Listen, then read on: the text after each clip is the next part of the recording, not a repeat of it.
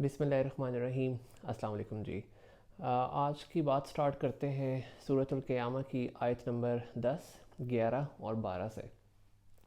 पस मंज़र इसका कुछ इस तरह है कि जब क़यामत आ जाएगी और तमाम इंसान जब अपनी कब्रों में से दोबारा निकलेंगे तो अल्लाह ताला इस कैफ़ियत को आयत नंबर 10 में इस तरह बयान करें कि इंसान उस टाइम कहेगा कि कोई जगह है ऐसी जहाँ मैं आज भाग कर छुप जाऊँ, कहीं मैं भाग जाऊँ यहाँ से, कोई ऐसी जगह है। तो आयत नंबर 11 में इसके जवाब के तौर पे अल्लाह ताला फरमाते हैं कि नहीं, आज कोई पनाह की जगह नहीं है, कहीं भाग जाने की जगह आज नहीं है।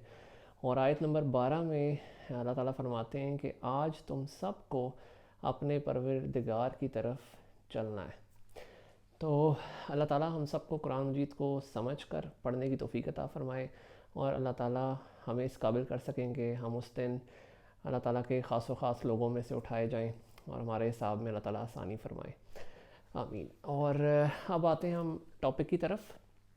तो एक एक ऐसा टॉपिक जो अभी तक हमने नहीं कवर किया था और डेली ऑलमोस्ट ओपीडी में ये केसेस आते रहते हैं, ऑलमोस्ट डेली। तो उस पर मैंने सोचा आज हम बात कर लें, जिसको कहते हैं डाउन सिंड्रोम। बहुत सारे लोग इसको नाम से भी जानते होंगे और मैं पूरी कोशिश करूँगा कि साथ हम इस वीडियो की एडिटिंग में पिक्चर्स शेयर कर दें ताकि आपको समझ आ जाए कि हम किन चीज़ों के बारे में पॉइंट आउट कर रहे हैं। तो जनाब, डाउन सिंड्रोम जो है ये एक कंजेनिटल प्रॉब्लम है, पैदाइशी तौर पर आता है और क्रोमोसोम्स के अंदर डिफेक्ट होता है। ट्राइसोमी 21 भी कहते हैं क्योंकि इसमें क्रोमोसोम्स के अंदर जो डिफेक्ट है उसको इसकी वजह से इसका नाम ऐसे ट्राइसोमी पड़ा है। तो इसकी वजह क्या है, किताबों के अंदर कोई बहुत दो टोक वजह इसकी नहीं लिखी हुई। साइंस को अभी तक ये समझने से साइंस कासिर है कि भाई इसकी क्या ऐसी ख़ास वजह है जो डाउन सिंड्रोम बच्चों में आता है। तो कुछ बुक्स में इसका ताल्लुक एज के साथ है। जैसे जैसे एज बढ़ती जाती है मदर्स की, वैसे वैसे कुछ थोड़ा सा प्रेवलेंस चांसेस रेट इसका बढ़ता जाता है, चांस बढ़ जाता है होने का। लेकिन ये कोई दो टोक वजह नहीं है। मैंने बहुत यंग कपल्स में भी ये चीज़ देखी है डाउन सिंड्रोम आते हुए, तो इसलिए इसकी कोई ख़ास वजह साइंस में नहीं लिखी हुई। जेनेटिकली आता है, क्रोमोसोमल डिफेक्ट है। अच्छा जी, अब इसमें जब बच्चा पैदा होता है तो फर्स्ट ऑफ ऑल उसके फेशियल फीचर्स हैं जो डिफरेंट होते हैं। तो अक्सर वो आपको लगेगा कि थोड़ा सा चाइनीज़ बेबीज़ की तरह के वो बेबी होते हैं, चीनी जापानी सा बेबी लगता है वो बिल्कुल। और उनकी आइज़ जो हैं थोड़ी स्लांटेड होती हैं। ये जो ईयर्स हैं उनको अक्सर हम कहते हैं लो सेट ईयर्स। ये जो आई लाइन है हमारी, इससे थोड़ा सा नीचे ईयर्स होते हैं और स्मॉल ईयर्स होते हैं। और इसी तरह बड़ी फ्लैट नोज़ होती है जैसे चाइनीज़ की होती है। तो वो बिल्कुल अपनी फैमिली से मिलता जुलता फेस नहीं होता, बिल्कुल डिफरेंट एक लुक होती है उनकी।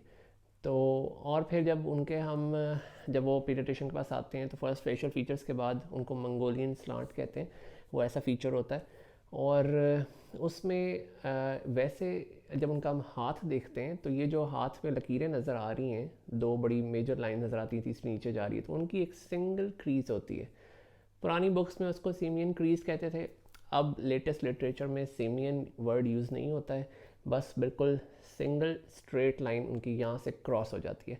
वैसे ये सिंगल स्ट्रेट लाइन ऑलमोस्ट हमें डेली देखने को मिलती भी है और ये फैमिलियल टेंडेंसी भी हो सकती है। वैसे भी फैमिलीज़ में रन हो सकती है कि ये लाइन वैसे भी किसी के फादर मदर या ग्रैंड पेरेंट्स में हो। ज़रूरी नहीं है कि इसकी वजह से भाई ये नज़र आ गई तो बस डाउन सिंड्रोम, ये नहीं, ऐसा नहीं है। बस मोस्टली डाउन सिंड्रोम्स में ये वाली लाइन ज़रूर आती है। ठीक हो गया। फिर जब उनके हम पाँव देखते हैं तो जो पाँव का अंगूठा है, बिग टो जो है वो, और फिंगर्स के अंदर गैप ज़्यादा होता है पाँव के अंदर। उसको सैडल फीट कहते हैं। तो ये छोटी छोटी प्रॉब्लम्स जगह जगह नज़र आती हैं। जब उनका हम हार्ट ऑस्कुलेट करते हैं, दिल की धड़कन सुनते हैं, तो अमूमन उसमें भी एक छोटा मोटा कोई सुराख उनका रह जाता है जो बंद नहीं हुआ था, तो उसमें मरमर आता है सुनते हुए, फिर उनका एको होता है। अब इसी तरह उनका ये जो नेक जॉइंट है, ये वाला जो गर्दन संभालने वाली, ये बहुत उनका लूज़ होता है। तो ये बहुत जल्दी वो सर नीचे ऊपर पीछे, जॉइंट्स बड़े उनके रिलैक्स्ड होते हैं। टांगे ऑलमोस्ट वो पूरी अपनी पाँव खींच के अपने मुंह तक ले आते हैं, बिल्कुल ऐसे फ्लैट ऊपर तक ले आते हैं। तो जॉइंट्स बड़े रिलैक्स्ड होते हैं। समटाइम्स उनकी टमी में भी प्रॉब्लम्स होते हैं, इंटेस्टाइन के साथ भी। तो ये छोटे छोटे नुक्स मिल के ना एक सिंड्रोम बनाते हैं, उसको कहते हैं डाउन सिंड्रोम। अब डायग्नोस्टिक टेस्ट, ये तो फीचर्स हैं सारे, और ये फीचर्स ऑलमोस्ट डायग्नोस्टिक ही होते हैं। लेकिन अगर आप फिर भी कहते हैं जी हम तो फॉर श्योर इसका कोई टेस्ट कराना चाहते हैं, इस तरह हम फीचर्स पे नहीं जाना चाहते, कोई ख़ास टेस्ट हो, तो वो क्रोमोसोमल एनालिसिस होता है, अच्छा खासा एक महंगा टेस्ट होता है। कुछ अर्सा पहले तक डिपेंडिंग ऑन द लेबॉरेटरीज़ ये 10,000 से लेके 13,000 14,000 तक कॉस्ट उसकी बनती थी। अब आजकल आई डोंट नो कितने का होता है एग्जैक्टली, लेकिन क्रोमोसोमल एनालिसिस जो है वो इसका डायग्नोस्टिक टेस्ट है। अच्छा जी, अब इसके ट्रीटमेंट पे आए तो ट्रीटमेंट भी जैसे साइंस को ये नहीं समझ आई कि ये होता क्यों है, इडियोपैथिक है, इसी तरह ट्रीटमेंट के अंदर साइंस को फ़िलहाल कोई दो टोक इलाज का नहीं समझ आई। होगा ज़रूर इंशाल्लाह, वक्त आने वाला वक्त इसका कोई ट्रीटमेंट भी साइंस को समझ आ जाएगी, लेकिन फ़िलहाल इसकी मैनेजमेंट होती है और वो सिम्टोमेटिक मैनेजमेंट होती है। इनका थोड़ा सा इम्यून सिस्टम कमज़ोर होता है, क़ुव्वत मुदाफ़त कमज़ोर होती है, तो इनकी इम्यूनिटी लेवल बेहतर करने के लिए इनको वाइटामिन देने चाहिए। नमूनिया अगर किसी बच्चे को इनमें हो रहा है तो उसको बहुत जल्दी उसको ठीक करने की ज़रूरत होती है, कि वो बहुत ज़्यादा ख़राब हो जाते हैं नमूनिया से, क्योंकि उनका इम्यून सिस्टम अच्छा नहीं होता। इसी तरह कोई भी गैस्ट्रिक प्रॉब्लम्स हैं जीआई सिस्टम के साथ, तो वो उनके सिम्टोमेटिक हल होता है। ब्रेन डेवलपमेंट के लिए उनका जब ब्रेन सर का साइज़ नापते हैं, जो OFC है, हेड साइज़ है, वो उनका अमूमन कम होता है। तो जैसे आमतौर पे बच्चे जब पैदा होते हैं, अक्सर हम एक दो वीडियोस कर चुके हैं इस पर, वो 32 सेंटीमीटर में पैदा होते हैं, जो फुल टर्म बेबीज़ होते हैं। इनका 32 से थोड़ा सा कम होता है, may be 28, may be 29, may be 30। और वो अगर 6 मंथ्स के होके आए भी हैं तो 6 मंथ पे भी उनका वो हेड साइज़ नहीं होता जो हम नॉर्मली बेबीज़ का देखते हैं, कम होता है इनका हेड साइज़।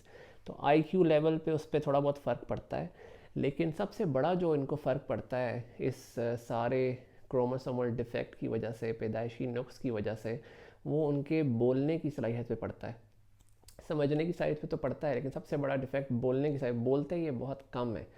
अक्सर बच्चे क्वेश्चन में अच्छा बोलना शुरू भी कर लेते हैं, लेकिन ओवरऑल चलना फिरना बैठना थोड़ा सा लेट करते हैं, लेकिन करते हैं, लेकिन थोड़ा सा लेट चलते हैं, लेट बैठते हैं, लेट गर्दन संभालते हैं। ये सारी डेवलपमेंट, जो मोटर डेवलपमेंट है ना, ये सारी इनकी ठीक हो जाती है, लेकिन समझने की सलाहियत, बोलने की सलाहियत, ये थोड़ा सा लेवल इनका कम रह जाता है डाउन सिंड्रोम होने की वजह से। और बाकी इसमें मैनेजमेंट है, ब्रेन स्टिमुलेटर्स इसमें दे सकते हैं ताकि थोड़ा सा उनका दिमाग की तरफ खून की रवानगी ठीक रहे। और वो ऑफ कोर्स जब बेबी एक दफ़ा देख लेते हैं, शुरू के 6 मंथ्स में फॉलोअप्स रखते हैं। मैं हमेशा सबको कहता हूँ कि शुरू के 6 मंथ्स के अंदर बहुत बड़े बड़े डायग्नोसिस जो है ना, वो पेपर पे नहीं लिखने चाहिए, क्योंकि 6 मंथ्स में बेबीज़ बहुत सारी अपनी कंडीशंस चेंज करते हैं, बहुत सारे उनके फीचर्स चेंज हो जाते हैं। तो 6 मंथ्स पे रूल आउट करके लिख तो देते हैं, डाउन्स बेबी लिख देते हैं, लेकिन 6 मंथ्स के बाद ज़्यादा अच्छा एक चीज़ समझ आना शुरू होती है, क्योंकि बच्चे डेवलपमेंटल माइलस्टोन अचीव करना शुरू करते हैं, तो पता लगता है अभी क्या क्या चीज़ें डिलेड हैं। उससे पहले ये सारे फीचर्स हैं जिनकी हम कोशिश करेंगे कि पिक्चर्स भी साथ साथ शेयर कर दें, ताकि आपको अंदाज़ा हो जाए कि मंगोलियन स्लांट का क्या मतलब है, सीमियन क्रीज तो अब नहीं कहते, सिंगल पामर क्रीज जो है इसका क्या मतलब है, कैसी होती है, सैडल फीट कैसे होता है, और एक फ़ीचर जो चाइनीज़ लुक है वो कैसी होती है। तो दुनिया में कहीं भी बच्चा पैदा होगा तो उसके यही फ़ीचर्स होंगे। ठीक हो गया जी। तो डाउन सिंड्रोम से रिलेटेड कोई सवाल आपके जहन में हो तो ज़रूर पूछें। ये कुछ मोटी मोटी उसमें बातें थी, मैंने सोचा इसको भी हम जिक्र कर दें। और बाकी अल्लाह ताला से दुआ है कि आने वाला वक्त जो है वो इस तरह के सिंड्रोम्स के ऊपर, और जो ख़ास तौर पे ब्रेन से रिलेटेड बीमारी हैं, अल्लाह करे कि इंसान जो है ना उनके इलाज तक पहुंच सके। ठीक हो गया जी, अपना बहुत सारा ख्याल रखें, फ़लस्तीन को अपनी दुआ में याद रखा करें, अल्लाह ताला उनकी मुश्किलें आसान करें, अल्लाह ताला मुस्लिम उम्मा को इकट्ठा कर सकें, और हम इनको जो उनके ऊपर जुल्म कर रहे हैं, इसराइल जो उनके ऊपर जुल्म कर रहा है इस टाइम, और जो मुख्तलिफ़ यूरोपियन कंट्रीज़ जो उनके साथ इकट्ठे हुए हुए हैं, अल्लाह करे कि हम इस काबिल हो सकें, हम उनका मुकाबला कर सकें। ठीक है जी, अल्लाह ताला हमारा हामी नासिर हो। अस्सलाम वालेकुम।